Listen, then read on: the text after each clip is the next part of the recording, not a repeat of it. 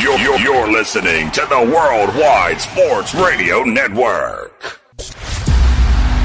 'Cause it's the bottom line. 'Cause Stone Cold said so. And so, goodbye. And good night. Bang! Settle! Because I'm better than you, and you know it. Yes, sir,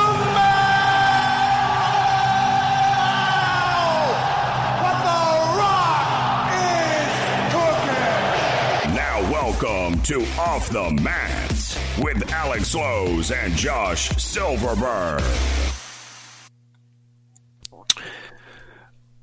Good afternoon, ladies and gentlemen. Welcome to the only wrestling talk show here on the Worldwide Sports Radio Network. Welcome to another episode of Off the Mat. I am your host, Josh Silverberg. Of course, with me at this time is my tag team partner, Mr. Alex Lowe's. Alex, I hope you had a great new year and everything like that. How you doing, man? Good. I had a fantastic new year. We have a lot to get through with this show, with so much topics to get through with so little time. And we have a tribute for Brody Lee. We have the Slam of the Week. We have so much more, and so stick with us because it's going to be an awesome show. Absolutely. And now, first off, I want to thank Alex for letting me do this week. I know the last few weeks Alex has done a phenomenal job at doing the introduction with the show. So kudos to you, Alex. You've done a great job. Thank you. I appreciate that, man. Of course, but I had a request from Alex the other day, and Alex thought this was a good idea that I be allowed to do this intro this week. So I appreciate it, of course. We don't mean to start the year on a downer. No. But I mean, look, I'm gonna flat out say it. What we lost last week sucks.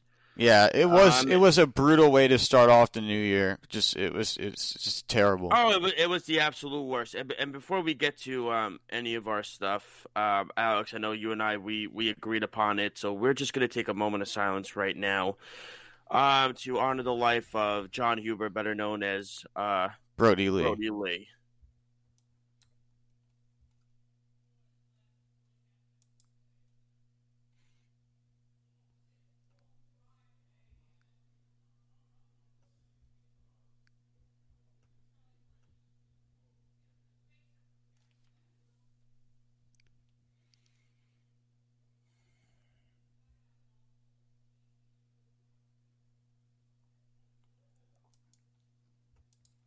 That was awesome, Alex. Thank you. That was really awesome to do. And first off, I just wanted to, all of us here, at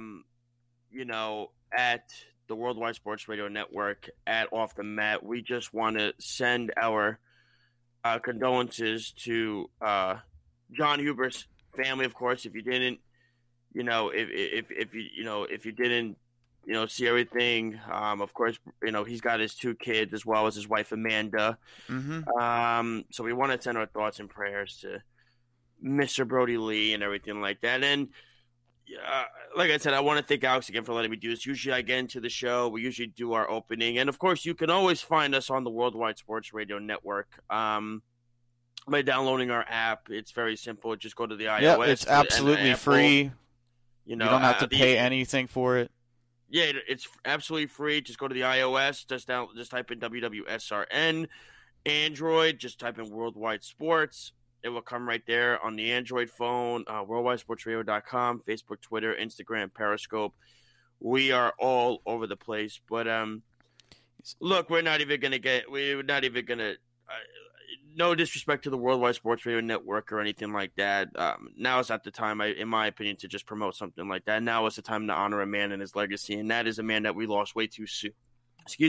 Too soon. Mm-hmm. And that is Jon Huber, better known as Brody Lee. And I'm so annoyed because I ordered a shirt on Collar Elbow, the tribute shirt for Brody Lee, which all the proceeds go to his family. Of course, Pro Wrestling Tees is doing the same thing. And I thought the shirt would get in today. Unfortunately, it did not. So I will wear it next week on the air. Okay. But I had my Bray Wyatt shirt on in honor of him being a part of the Wyatt family and everything like that. And I actually want to talk about when I got the announcement. So I happened to be like finishing up work at Publix, and at first when I got a text from you saying Brody Lee passed away, and I'm like, there's no way. This has to be a troll. This has to be fake.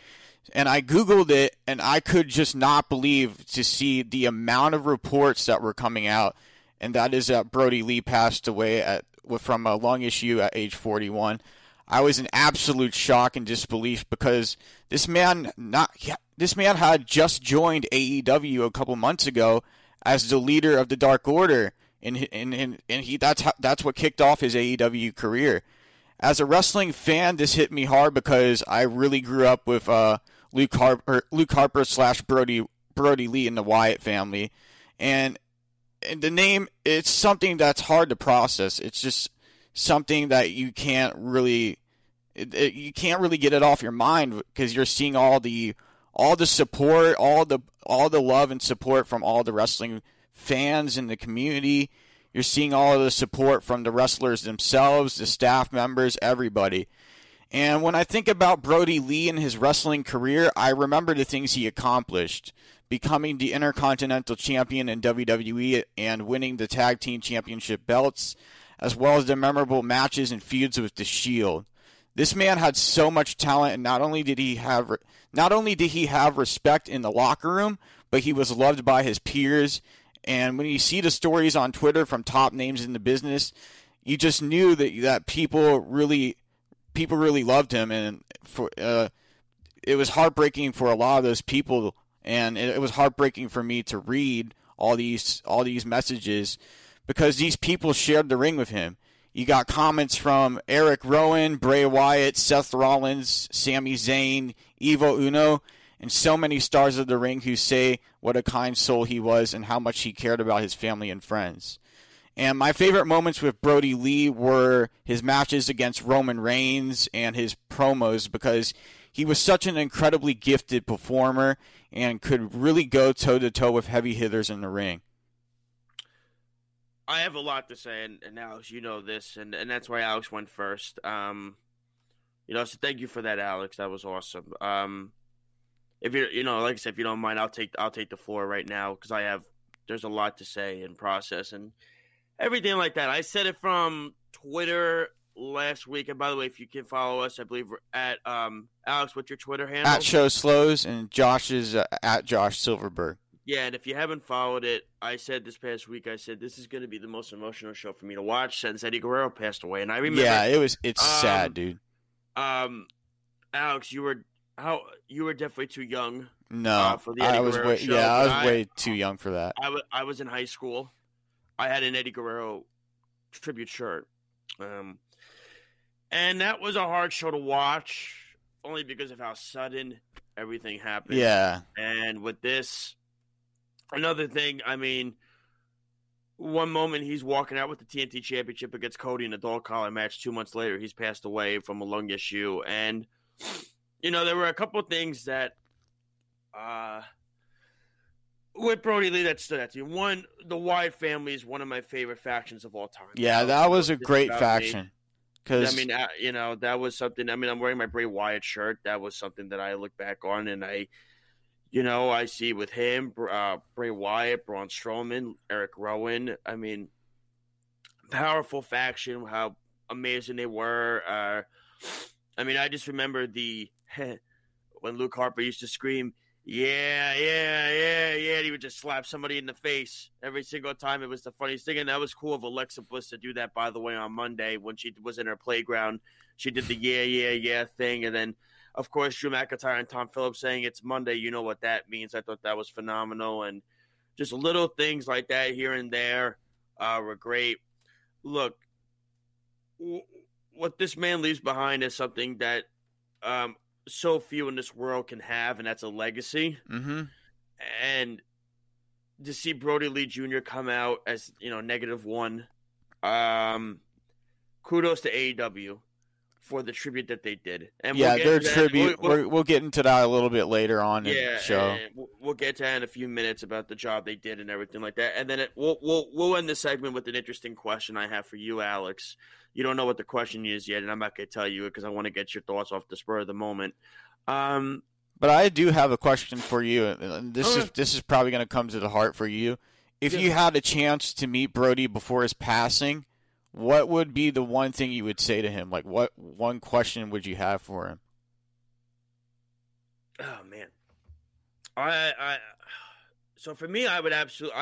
What I would love to say to him, I said, "What is this?" First off, I would say, you're this big, ginormous monster in the ring, but how are you outside the ring? How is your personal life with everything like that? How are you able to comprehend both your personal and your professional life?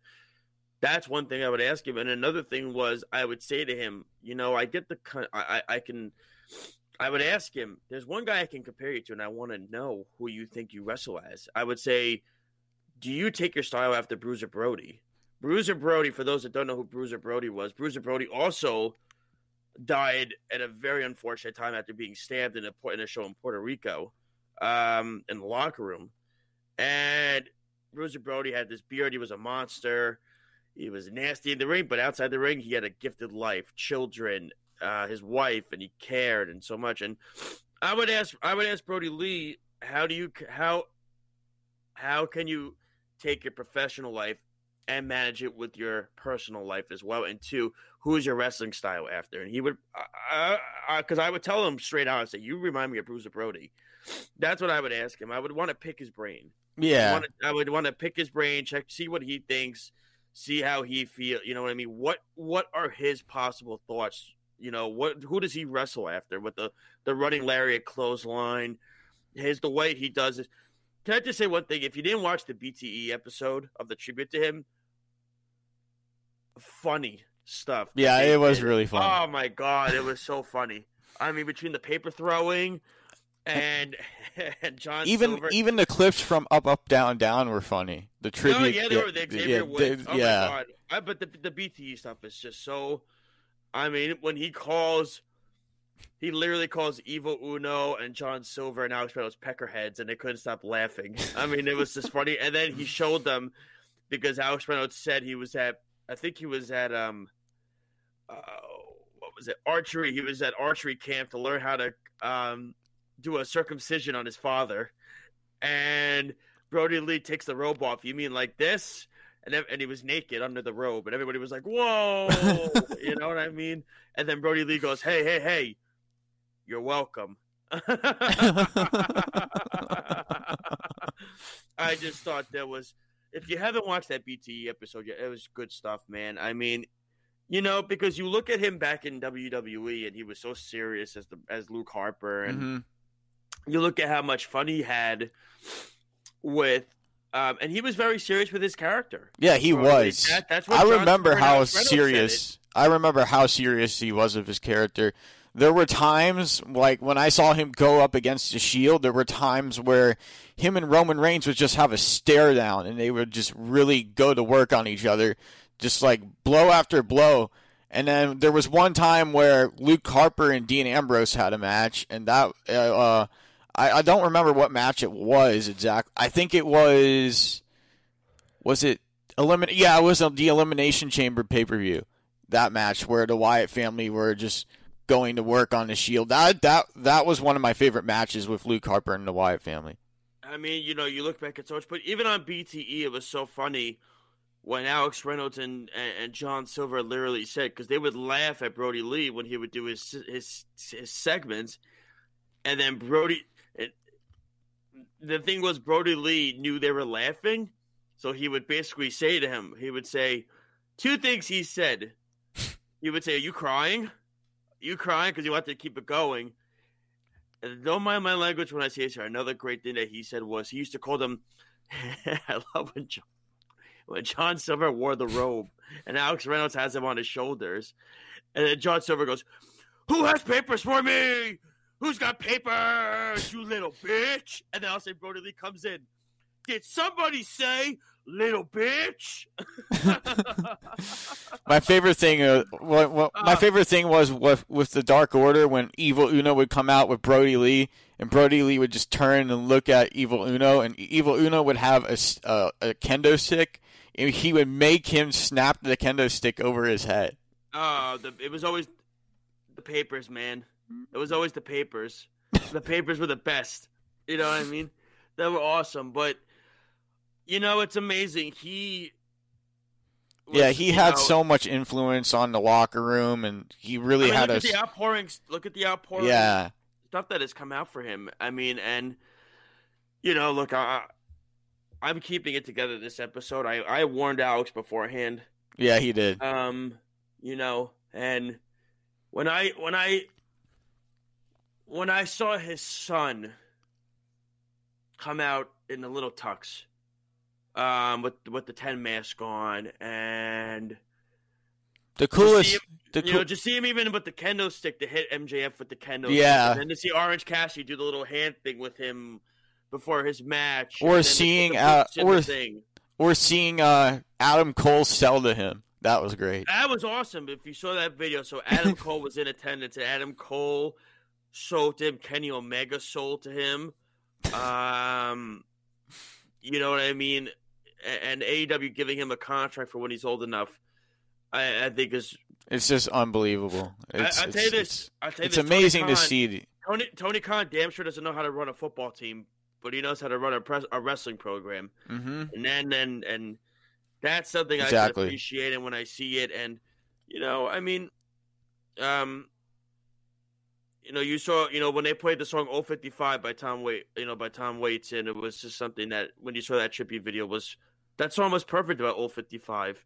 When you listen to the lyrics of, my life went so quickly, I went lickety splickety. You know what I mean? Yeah. When I waked up at 6 a.m. and I drove off, you know what I mean? And when you see that, you hear those lyrics and you say, yeah, this resonates with what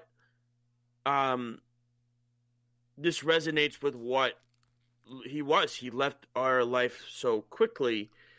And what's amazing is even people that don't even know him, to people that didn't even know him, Sting mentioned him on Twitter. Yeah. Darby Allin painted his face with Brody Lee, with the name Brody Lee on his face all over the place. And you even saw it on WWE. During AEW's tribute show, you saw the clips from the video packages from Jon Moxley, Chris Jericho, Eddie Kingston. My favorite one was the one from Chris Jericho when he said that he had known Luke Harper for his whole career, and one day Luke Harper stopped by to visit Chris Jericho, and Chris Jericho has this dog that doesn't like anybody, is like afraid of humans, and when Brody Lee walked in his house, the dog immediately came up to him and started licking his hand, and he said that's how you knew Brody Lee was special. Absolutely. I mean, you look at it that way, and then of course, by the way, kudos to Lance Archer. Yeah, the Lance Archer tribute he actually went to the back. His tribute to Brody Lee. He was on Tony Schiavone's podcast after the show was over, and he said that the first thing that happened was he got to the back and Amanda, his wife, hugged him. Brody Lee's wife hugged him because he did the Luke Harper with the clothes, with the white beater and the jeans and the bandana and everything like that. And I just thought that was so classy of him to do something like that. Yeah, it definitely was. Look, that main event was awesome to have 10. To have 10 be a part of that match. To be a part of that was great because that was Brody Lee Jr.'s dream team of 10, Orange Cassidy, and Cody. Cody. And if you also notice, Ricky Starks, when he does his usual pose that he does with the thing, with the arm out, he also did this for a second, quick second, with the hands for the Dark Order sign. John Silver with the trunks, doing that for Brody Lee because that was for Brody Lee's trunks, and instead he had John Silver's size and his name on it. What was really cool? It was to see Luke Harper's tag team partner, his former tag team partner Eric Rowan, come out into the show Yes. Yeah, and give a tribute to him. He was holding a sign that says, "Goodbye, my friend. I'll see you down the road." Yeah, I mean, and it was funny because Excalibur kept interrupting Chris Jericho and saying Redbeard because Chris Jericho wasn't allowed to say Eric Rowan because it's trademarked by WWE. Yeah, it's trademarked by. So that's why every time you heard him say Rowan, Excalibur would go Redbeard. You know what I mean? Yeah. But it was they did so much to get everybody involved and everything, and then like I said, to have his 2 sons and his wife there, and this was just something that when you look back on, it was special. It was a special moment for the wrestling world, who was really grieving, and all the fans that were grieving, along with the competitors and people that really connected and knew him very well. For sure. And like I said, we have a few more minutes before we have to go to break. And I do have a question for you, Josh. What did you think? What did you think about the TNT Championship being retired to Brody Lee's son? What were your thoughts on that? I thought it was perfect. And what they're going to do is, and people need to get this straight, they're not retiring the championship. They're just retiring that design. They're retiring that one and that design. Yeah. They're giving Darby a new design. I thought it was perfect. I thought it was awesome. I still remember how shocking it was when he beat Cody in 3 minutes. I came on when we did this show. I remember I was ecstatic that he won. And remember, I said to you, I thought Brody Lee should beat Jon Moxley for the AEW championship. I said that on this show. And if you don't believe me, go back and look at the show. Mm-hmm. I said Brody Lee should beat Jon Moxley for the AEW Heavyweight Championship. And what happened? He did. Well, he didn't win that match. He lost the match to Moxley. Yeah.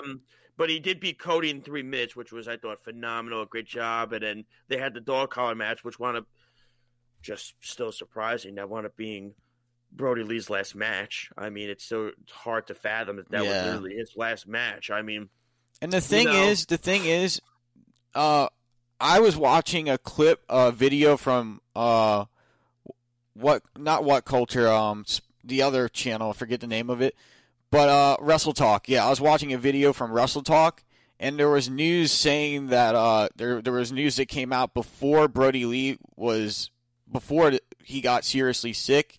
Like, to the point of, like, before he passed away. I think it was in November. He went into the hospital, and this is when it started to occur. The lung issues started to occur then. And the only people that knew were Brody Lee's wife and a couple friends, close friends. Nobody else knew because they wanted to keep it silent. And one thing we have to address, and please, first off, it had nothing to do with COVID, and it had nothing to do with steroids. So please shut up with that, okay? Seriously, I want to say shut the you-know-what up to those people that think it was steroids because you're assuming, okay? Be respectful to the family. Let them have their privacy at this moment. For the love of God, don't assume anything. Alex, I want to ask you a question because we are almost at that time, and then we'll get our final thoughts on this.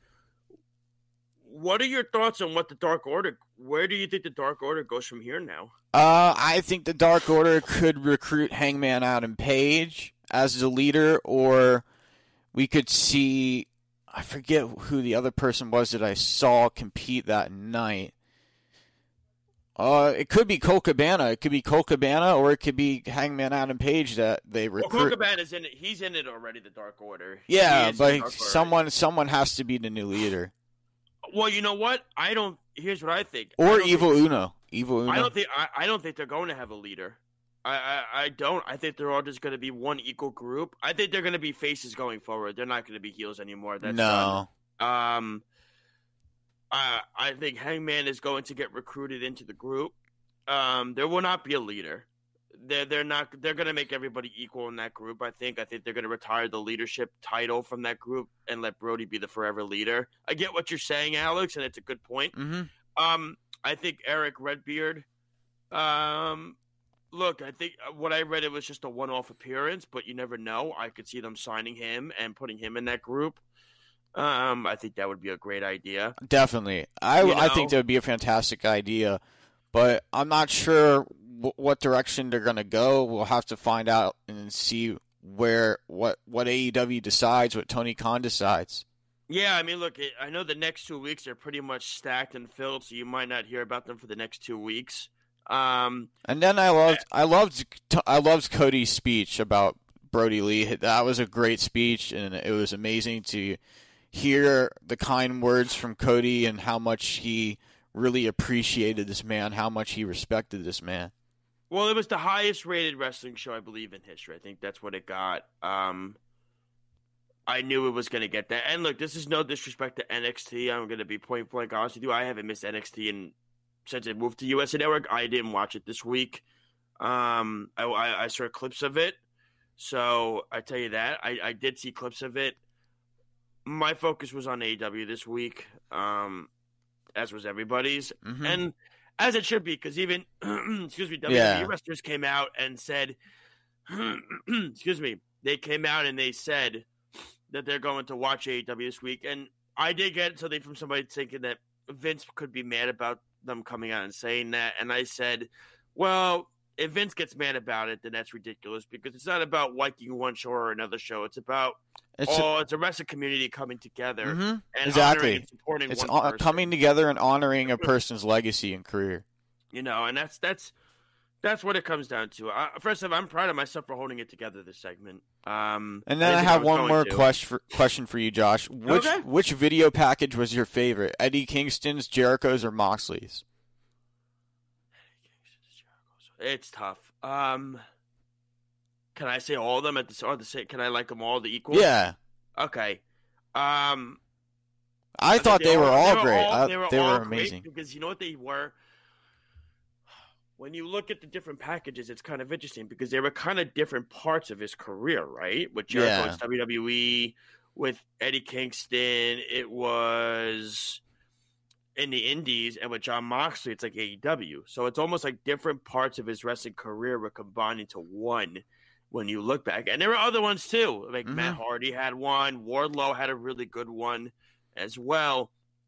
The one thing that touched me from Eddie Kingston the most was remember if as long as you remember your father's teachings, he's never really gone.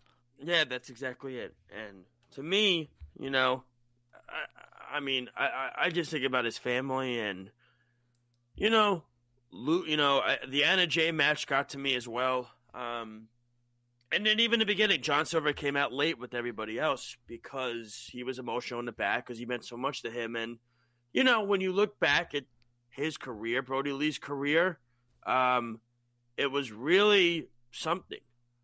You know, you look back on it and you say to yourself and you go, wow, how can a man have this much he had so much accomplished. So much of an influence on this one business. And it's because he was such a likable person and an approachable person. And he would teach everything. I mean, look at the pictures they took. They took pictures from him in WWE. I mean, look at the Bray Wyatt message, the Randy Orton message, the Eric Rowan message, the Braun Strowman message. All these different messages that came out, you know, about him. I mean, it's just an incredible amount of love, and love and respect to this one man that had so much of an influence on this business. And if you didn't get to check it out, and I'm not doing this just to promote myself, but I know Alex read it. Check out the article that I wrote about him. It's a very good read. I highly recommend checking it out. Thank you, amazing. Alex. That took me hours to write because I couldn't get through it. And, you know, I was trying to write the right stuff at the same time, put his accomplishments in there at once. And you know what I mean? I was trying to find the right words to make sure I don't butcher anything about his career and everything like that. And I'm hoping I did him justice writing that. And look, his influence will always be here, and we will not forget Mr. John Huber, Luke Harper, Mr. Brody Lee, the exalted one for sure. So again, to the Huber family, God bless you. We are here for you. Our thoughts and prayers are with you. If you haven't had a chance, ladies and gentlemen, go to collarelbow.com. Buy a t-shirt. You know, buy a t-shirt. Show your support. I did. Go to ProWrestlingTees.com. Buy a t-shirt. All the proceeds for those shirts go to his family. Anything on Brody Lee's section on the Pro Wrestling Tees goes to his family. That shirt had the most beat at Orange Cassidy's new shirt for the most sold shirts, I believe, for the year. So he was number one for the end of the year. And also CM Punk and Mick Foley have also said that any shirts that are sold by them for the next month, all the proceeds will go to the John Huber family as well. So don't just, you don't have to just buy Brody Lee stuff. You could buy CM Punk stuff, Mick Foley stuff. But I bought my Brody Lee shirt, and you should all do the same to support the Huber family. And like I said, our thoughts and prayers are with him here from Off the Mat and the Worldwide Sports Radio Network. Okay. So when we come back, coming up in the second half, Slam of the Week, the mic drop, we got our Wrestle Kingdom preview, and the finishing move. That is all coming up next here on the Worldwide Sports Radio Network. It's the Worldwide Sports Radio Network.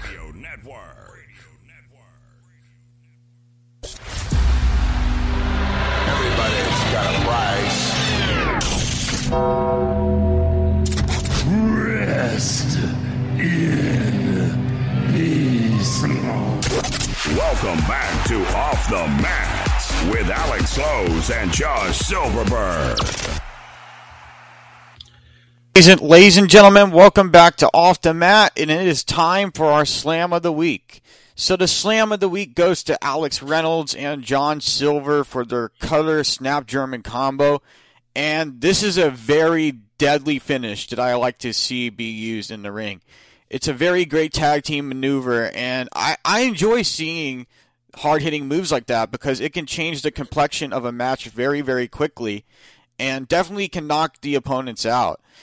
It's definitely one finisher that's helped the Dark Order rack up wins in AEW. So, Josh, what is your favorite current Dark Order member and why? And also, there's a part 2 to this question. Who do you think is becoming more known in skill for the Dark Order? Well, I love John Silver because of his comedy. I love John Silver because of what he does on BT and everything like that. I mean, he stands out to me the most. Him and Evil Uno. Listen, I've been the first to tell you, when the Dark Order first debuted, I hated it. I thought it was so stupid with Stu Grayson and Evil Uno. I said, this doesn't make any sense. This is not going to work. And they changed things up, and they brought Brody Lee in. And what was the other part of the question you said, Alex? I'm sorry. The other part was, who do you think is becoming more known with in-ring skill in the Dark Order? Well, I'll tell you this, after what Ten did this past week on the main event, I think that's going to make people steady. That's going to make him stand out. And also, Anna Jay has really improved dramatically from where she was a few years ago. Definitely. I mean, she really has really grown as a wrestler and as something like that. So I think when you look at those are two that really stand out to me the most. I mean, you're going to get Uno and Grayson. Stu Grayson could really go, but to me, to have 10 in the main event and show his skill set against Team Taz, that was a big deal, in my opinion. It definitely was a big deal, and I like seeing where Anna Jay, how far she's come since she made her debut in AEW. Yes. She has been doing a fantastic job. She's learned a lot from the people around her, and really studying different movesets and really watching how to put together these moves at the same time and really show fans what she's capable of, and she's been doing a great job so far with that. Absolutely, and I'll give a Slam of the Week too. My Slam of the Week, you know what? Because of what they did and everything like that, I'm going to give it to Eric Redbeard Rowan for coming out and beating up Wardlow just for the sake of beating up Wardlow. That was just an awesome tribute to have him come and join the show and have him be a part of it. And that's something that really stands out to me because, you hope he gets the opportunity to come to AEW, and after he was let go by WWE, with his tag team with the Wyatt family and the Bludgeon Brothers with Luke Harper and everything like that. I just thought that really stood out to me because it was a surprise.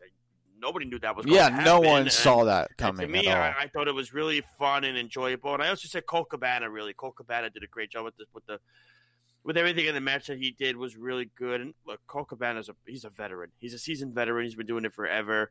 So to me, those are my two slams of the week.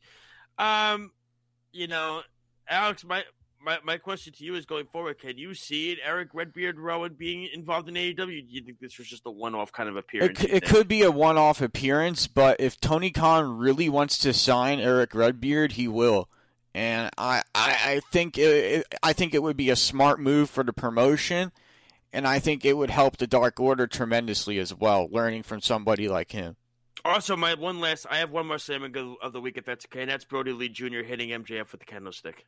Yeah, that was really cool. Great. That was funny to see. Great. It was great. That was great. To me, though, I know I have few of them, but to see the smile on his face after he did it was awesome. And then MJF's response on Twitter, "Fuck that kid." I know, really. I was like, "Really, dude?" Really?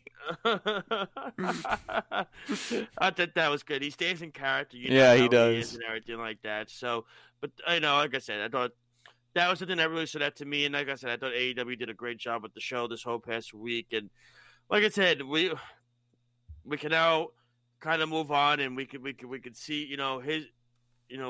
where AEW and NXT go from here, next week and everything like that. So now it's time for the mic drop, and the best promo this week that I enjoyed very much was Matt Seidel's promo on AEW Dark with Britt Baker. That segment, I thought it was very well done, and I like what Seidel said. When he gets in the ring, AEW it becomes his realm, and at New Year's Smash, he looks to make this match a memorable one for his career against Cody. And then he went on to say that Cody Rhodes doesn't like to share the spotlight with anybody, and really poked fun at Cody. He put up the poster for his new show and was poking fun at the poster. So I like what he did there. And I can't wait to see this matchup because Matt Sydal is one of the best known high flyers in sports entertainment and can really take things to the next level. He definitely is someone on AEW Dark and on the AEW Dynamite roster that we don't see a lot, and I want to see more of what else he can do and what else he's capable of doing in his arsenal, his in-ring arsenal. Because Matt Sydal, he's a talented athlete, and he's performed all over the world, including New Japan Pro Wrestling. Matt Sydal is a trainer at WWN School in Newport Richey, Florida. And with good reason, because there's so much that he has knowledge of when it comes to the squared circle. So I highly believe Sydal is capable of winning this match at least getting close to beating Cody. For me, my mic drop, it's going to be pretty much it's going to sound cliche, it's going to sound cheesy, but look, it's the ending of the Brody Lee tribute with Tony Khan and Cody and Brody Lee Jr. And then if you didn't see what happened after the show, AEW posted it on Twitter. Yeah, after they went off the air. When they went off the air, and it was even better. And to retire the TNT Championship for life and to do what they did and to have the whole show just the outpouring amount of support that they did. And that was the best way you can end a tribute show is by having something like that, I think, in my opinion. And to me, I think when you look back at how it, how everything's going to, it's going to look, this is going to be one of the most memorable shows of all time. And like I said, to hear Cody say what he said about, the quote that he got, that he was, then he said he was a beautiful man, and everything like that. And then, just so much emotion that went into it and stuff like that. And then, like I said, it sounds cliche. It sounds cheesy that I'm choosing it, but I just can't help it. It was such a good it definitely was a very memorable show. And AEW did a great job with everything. Like, it was spot on. And it was it was the way a tribute should be, Yes, absolutely. Oh, absolutely. And look, this is not a knock on WWE. WWE's tribute to Eddie Guerrero back in, I think it was 2005 or 2006. I forget when he passed. Was awesome. And it was perfect. And everything about it was perfect. And the thing is, with COVID too, this was also a chance, I think, for a lot of these wrestlers to say goodbye. Because they're not going to be able to be at his funeral with COVID and stuff like that and everything. So this was a chance also for them to all say goodbye. Thank you for everything and stuff like that. So for me, the mic work was great. And also Chris Jericho on commentary is... always phenomenal. Other than him saying Eric Rowan over and over and over again and probably getting AEW sued for a couple $1,000, he did a great job. And the whole show to me was it was perfect. It was spot on, and I thought everything just meshed really well with them. So that's my mic drop. Okay, so I do want to go through Matt Seidel's list of accomplishments real quick. We got IWGP Heavyweight Tag Team Champion 2 times with Ricochet, never Openweight 6-man Tag Team Champion 1 time with Ricochet and Kojima, Super Junior Tag Team Tournament winner with Ricochet in 2015, and then in Impact, he was the Impact Grand Champion 1 time and Impact X Division Champion. So there's a lot on this guy's list, and if he can beat Cody, it's eventually going to add more to that list, and he's going to get recognized for accomplishing a goal like that, because Cody is not an easy competitor to take down. Cody, he knows so much in the ring, and I believe this is going to be a neck-and-neck matchup. I think it's exciting that Cody's giving another guy an opportunity, a seasoned veteran that he knows he could trust in the ring. And look, when he was Evan Bourne in WWE, he was athletic. He was something else watching him in the ring. And then, of course, they released him and everything like that. And then he went on the indie circuit. I've actually met Seidel before. Same. He's a really nice guy. Really nice guy. And then, when I look back on it, just so many different things. So a good positive and a kudos to Cody for doing that. Exactly. And Josh, what did you think about that promo? Was it good mic work from Seidel in your opinion?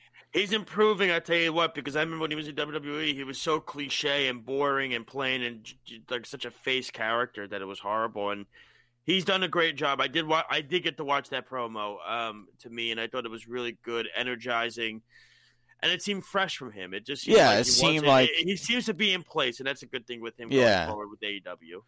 And do you think his match will be close? Do you think this match will be... How do you think Cody is going to respond to... I think Cody will win the match. I think it's going to be close. I think Cody will win the match. I am curious where they go, because after every time Cody has a match, somebody always comes out and attacks Cody. Likely it's going to be Team Taz. Because I believe it's... Not next week. I believe it's the week after, right? They're facing Darby Allin and Brian Cage. The week this after. Week or next week? It might be this week. I'm not sure. Okay. But Matt Seidel, he currently stands at 10 wins and 5 losses in AEW. But do you think he can keep the winning streak going? No, I think he is going to lose to Cody, but I think he is going to keep it close. I like that Cody, doesn't matter what kind of style that Cody's wrestling, whether it's Eddie Kingston, Ricky Starks. He likes to mix it up. He likes to change things up. He's giving everybody an opportunity. Yeah, he likes to give everybody equal opportunity, and that's what I like about Cody. Yes. And would you like to see Matt Seidel in the future take on Darby Allin in a match? Because these two men, they're almost the same size. They have almost the same reach advantage.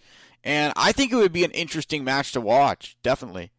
No, absolutely. Look, Darby Allin to me is a guy that can work with almost anybody. I am very interested on how he does with Brian Cage in his next few weeks. I mean, because the styles are so completely different when you think about it. But, well, people think that, but in reality, they're really not, because Darby and Cage, they're both – Brian Cage is a very athletic big man. That's what it is. So I think Darby can work with anybody. Doesn't matter. So that's why I think it would be – Matt Seidel is so talented. Yeah, he is. What it is. That's why I think he could also work well with that match with Darby. Yeah, definitely. And Matt Seidel, when I met him, he was actually teaching some people at the WWN school. And this was, I think, February of last year? It might have been. Yeah, because I just got done with at the time I had finished an interview with Fabio Andre, who is now a wrestler on AEW Dark. So I was walking through the doors. I had no clue he was there until I walked through the doors, and I'm like, wait, this guy looks very, very familiar. I've seen this guy on TV multiple times, and I knew exactly who it was. And I had a discussion with him about like his career and everything. And he told me because I remember seeing him get injured, his second injury on WWE TV. He told me his knee and his leg broke in 2 places. That's crazy. Yeah, that's why he was out for so long. That's why he was injured for so long. Yeah, that's crazy though, man. But wow, that is insane. That's an insane story to hear that for sure. Now let's get into our Wrestle Kingdom 15. Let's talk about the preview for that. Yes. Let's get that. adrenaline and that attitude a little bit up after this kind of depressing show, for sure. And we have a really good card. The night one, Tetsuya Naito versus Kota Ibushi for the IWGP and Heavyweight Intercontinental titles. Okada takes on Will Ospreay. Hiroshi Tanahashi taking on Great-O-Khan. Kenta versus Juice Robinson for the IWGP US title contract. Juice is out. Oh, Juice is hurt. Yeah, I forgot about that. It's Satoshi Kojima that's wrestling for him instead, which is awesome. Yeah, Kojima's pretty good too. So I'm interesting to see how that'll be interesting to see how that match goes. And then we have Tai Chi and Zack Sabre Jr. taking on the Guerrillas of Destiny for the IWGP Tag Team titles. Hiromu Takahashi takes on El Phantasmo. And then for January 5th, winner of Naito Ibushi versus Jay White for the IWGP Heavyweight and Intercontinental titles. Taiji Ishimori versus Hiromu.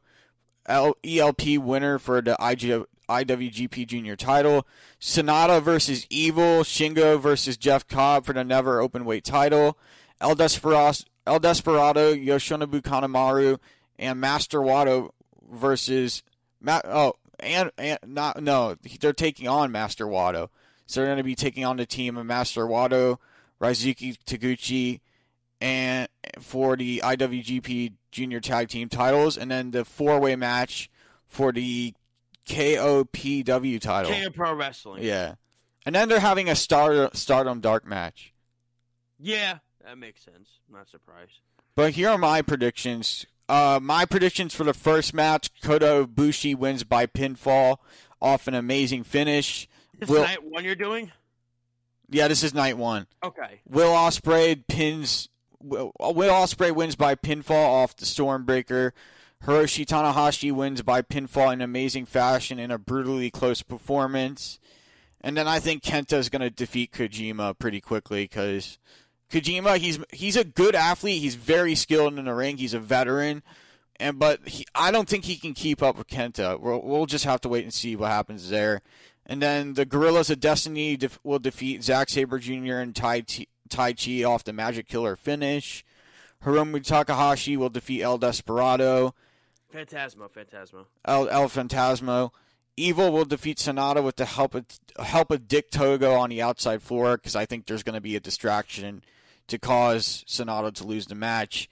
And then Shingo will defeat Jeff Cobb in a hard-hitting battle that is very physical.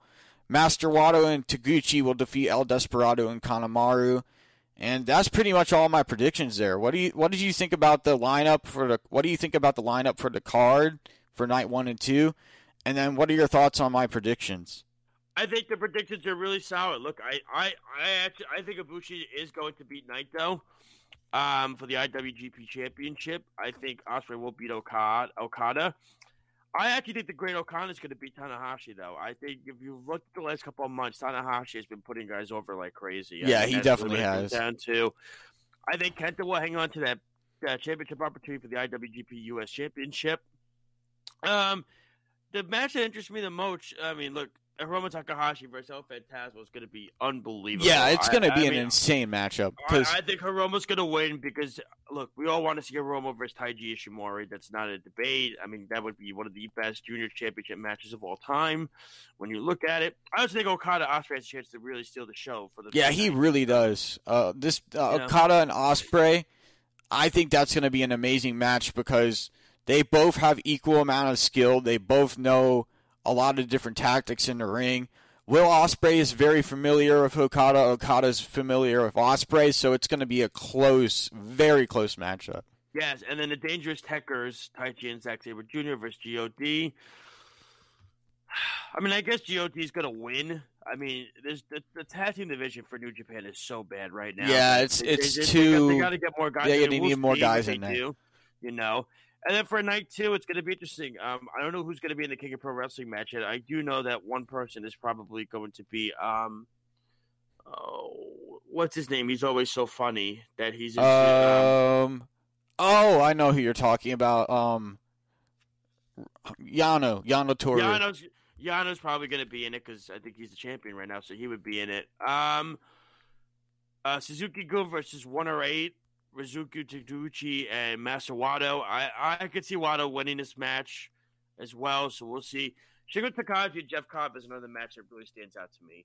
Yeah, Master Wato, I like how he's getting better with his in-ring style, because when they first brought him up in New Japan, nobody knew much about him. He was in the dojo.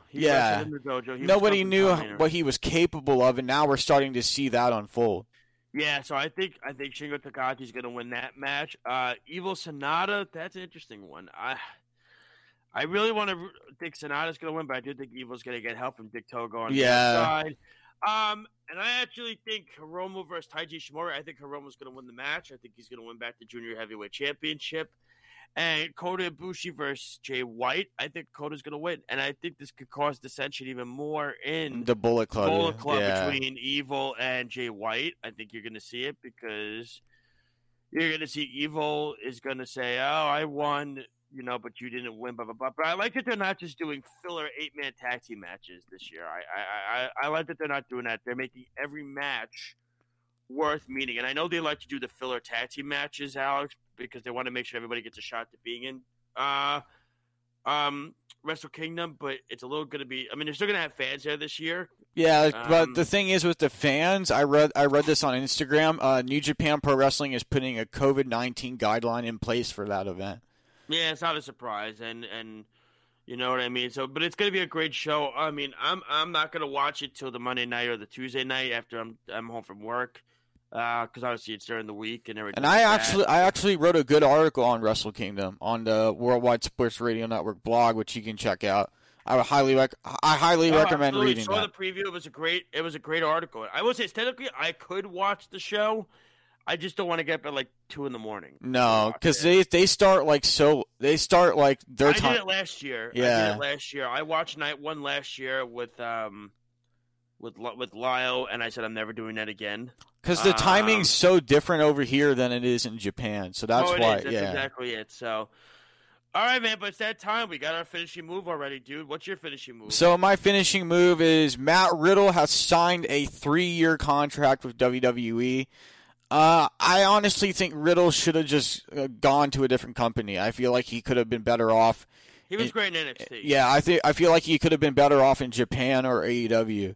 I think he would be a great star in New Japan Pro Wrestling. That would be a great addition to the New Japan Pro Wrestling roster, because they need to add more to their roster.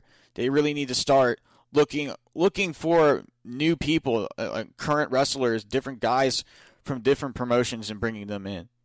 For sure. My finishing move is a very simple one. It's not difficult. It's not hard to figure out. It's about the life of Brody Lee. It's about the life of John Huber and the impact he had on this wrestling business. And he's a man that we'll all come to respect and love and cherish and care for. And we're here for his family forever. And we're indebted to them forever. You know what I mean? We're indebted to them.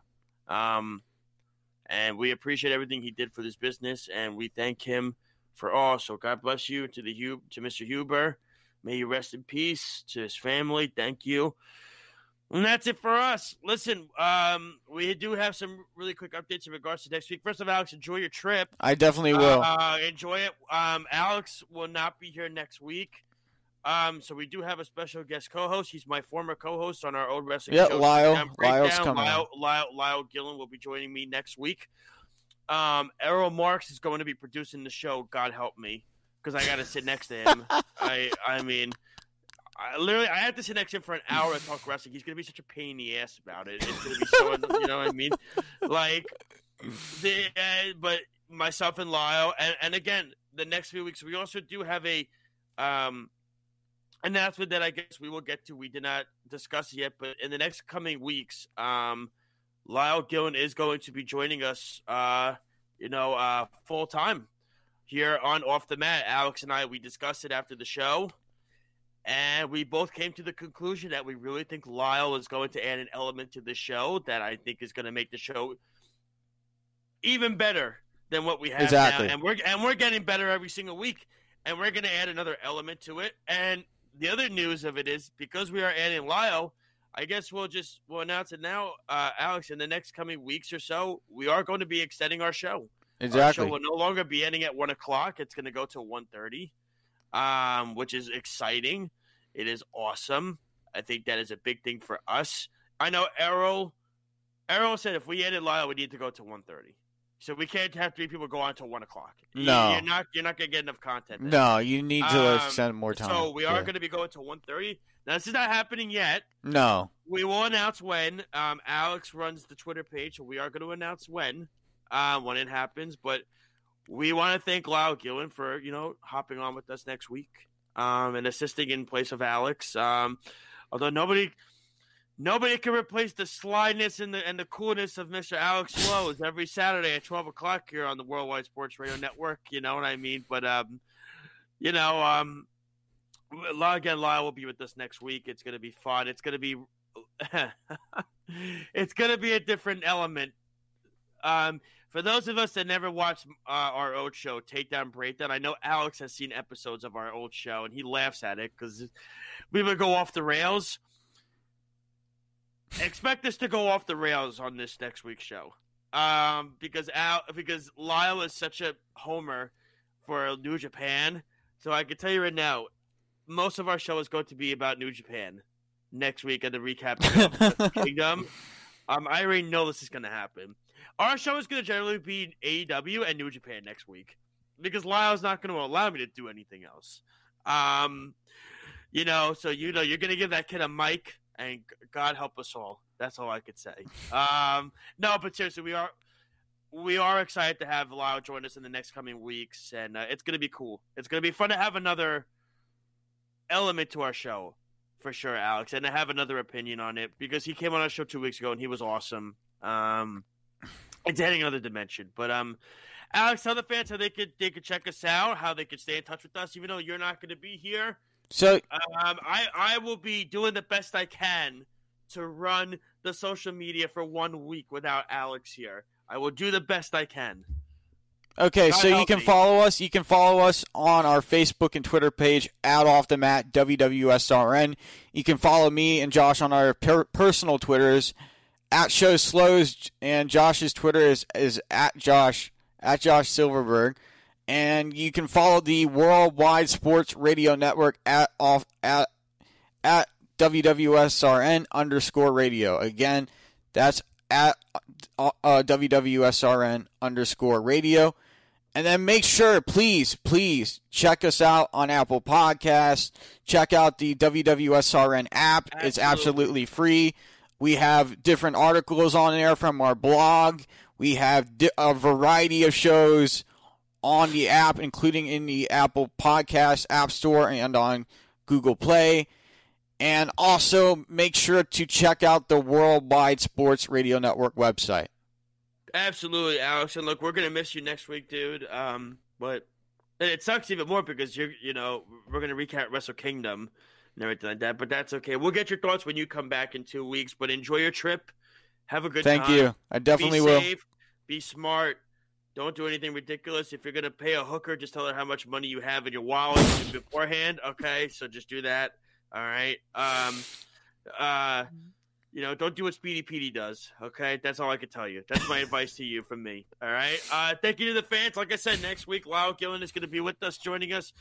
And I get to have Errol Marks next to me for an hour. God help me. God bless us all. And hopefully I don't knock him out at least once. We'll see. Take care, everybody. Have a great rest of your weekend. Happy New Year to all the listeners. Yes, Happy New Year. Have a safe and pleasant 2021. Please, we need it for sure. This is Off the Mat on the Worldwide Sports Radio Network. And once again, God bless you, Mr. Brody Lee. Take care, everybody. Have a great rest of your weekend.